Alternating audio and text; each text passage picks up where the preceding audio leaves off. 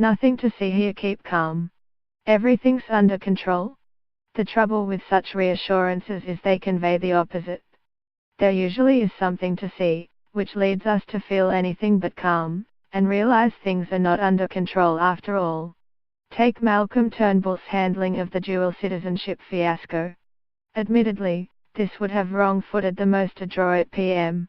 But his handling of it has been an unhappy mix of tentative and punchy, from accepting Matt Carver's ministerial resignation while retaining Fiona Nash and Barnaby Joyce, to his ebullience in telling Parliament that the Deputy PM was qualified to sit in the House and the High Court will so hold. He was sid. Political problems are one thing. Making them worse through the extremes of panic or denial is quite another. That's what really erodes confidence in leaders, failure to get out in front to minimize unavoidable problems and to maximize any strengths. Turnbull has probably had more problems than most, but the material damage to his prestige, arguably, has come from his responses. Monday's Blue Sky announcement cancelling a week of Parliament stands out. With unsourced leadership rumblings, Nationals pushing an inquiry into the banks, embarrassing, and Turnbull already down 2 MPs, Joyce and John Alexander, the temptation to halve the remaining fortnight was obvious. Doing so will just limit Turnbull's exposure in Parliament but in a tetchy party room too. And, crucially, it would delay the deadline for sole citizenship declarations from December the 1st to December the 5th. Important given the crumbling majority.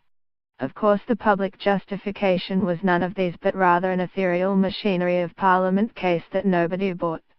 At best, this was a solution searching for a problem. At worst, it was a wounded government running scared from both the opposition and its own malcontents. From strength to weakness, look at a split. Or take the marriage survey. Leaving aside the public dividend, the result provided some much-needed Liberal leverage for Turnbull. In Tony Abbott's safe Liberal seat, 75% of electors voted yes.